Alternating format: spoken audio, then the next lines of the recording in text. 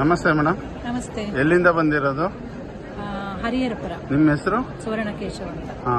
ಇಲ್ಲಿ ಬಂದು ಹಾಕೋ ಉದ್ದೇಶ? ಇಲ್ಲಿ ಮಂತ್ರಾಲಯಕ್ಕೆ ಬಂದ್ರ ಹಾಕೋ ಉದ್ದೇಶ ನಮಗೆ ಒಂದು ಗುರುಗಳ ಆಶೀರ್ವಾದ ಸಿಕ್ಕಲಿ, ದೊಡ್ಡ ದೊಡ್ಡ ರಂಗೋಲಿ ಬರೆಯೋಕ್ಕೆ ಶಕ್ತಿ ಬೇಕು, ಗುರುಬಲ ಬೇಕು, ಹಾಗಾಗಿ ಆಶೀರ್ವಾದ ಸಿಕ್ಕಲಿ ಅಂತ. ಎಲ್ಲೋ ಮಾಳೂರು ಅನ್ನುವಲ್ಲಿಗೆ ಗುರುಗಳು ಬಂದಿದ್ರು. ಆಗ ನನ್ನ ಪರಿಚಯ ಹೇಳಿದ್ರು, ಇವರು 5 ಎಳೆ ರಂಗೋಲಿ ಬರೀತಾರೆ ಅಂತೆಲ್ಲ ಹೇಳಿದ್ರು. ಆಗ ಗುರುಗಳು ಒಂದ್ಸಲ ಮಂತ್ರಾಲಯಕ್ಕೆ ಬಂದು ಸೇವೆ ಮಾಡಮ್ಮ ಅಂತ ಹೇಳಿದ್ರು. ಹಾಗೆ ನಾನು ಅಲ್ಲಿ ಪ್ರೇಮಕ್ಕನ ಹತ್ರ ಹೇಳ್ತಾ ಇದ್ದೆ, ನಾವು ಒಂದು ದಿವಸ ಹೋಗೋಣ ಅಂತ. ಅವರ ಆಶೀರ್ವಾದದಿಂದನೇ ನಾವು ಇಲ್ಲಿ ಬಂದಿದ್ದೀವಿ.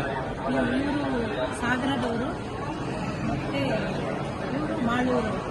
ಹಾಗೆ ನಾವು ಶಿವಮೊಗ್ಗ ಸೈಡೆಲ್ಲ ಹಾಕುವಾಗ ಇವ್ರುಗಳನ್ನೇ ಕರ್ಕೊಳ್ತೀವಿ. ಇನ್ನು ಬೆಂಗಳೂರು ಸೈಡಲ್ಲಿ ಹಾಕುವಾಗ ಅಲ್ಲೊಂದು ಟೀಮ್ ಇದೆ, ಹರಿಹರಪುರ ಆ ಕಡೆ ಹಾಕುವಾಗ ಅಲ್ಲೊಂದು ಟೀಮ್ ಇದೆ. ಹಂಗೆ ಎಲ್ಲೆಲ್ಲಿ ಹೋಗುವಾಗ ಯಾರ್ಯಾರು ಅನುಕೂಲ ಆಗುತ್ತೋ ಅಲ್ಲಿ ಕರ್ಕೊಂಡೋಗಿ ರಂಗೋಲಿ ಬರೀತೀವಿ. ಇದರ ಸ್ಪೆಷಾಲಿಟಿ ಏನು? ಇದರಲ್ಲಿ ಬಿಂದು, ರೇಖೆ, ವರ್ಧಿನಿ, ವರ್ತುಲ, ಶಂಖ, ಚಕ್ರ, ಗದೆ, ಪದ್ಮ ಎಲ್ಲ ಇದೆ. ಈ 5 ಎಳೆ ಇದರಲ್ಲಿ ಕಾಣುತ್ತಲ್ವ, ಅದೆಲ್ಲ ಏಕಕಾಲದಲ್ಲೇ ಬರೆಯೋದು.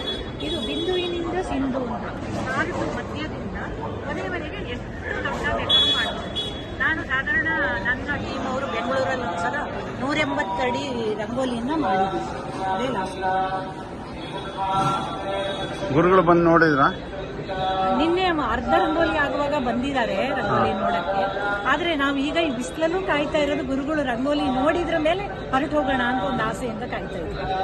ನಮಸ್ತೆ ಮೇಡಮ್. ನಮಸ್ತೆ ಸರ್.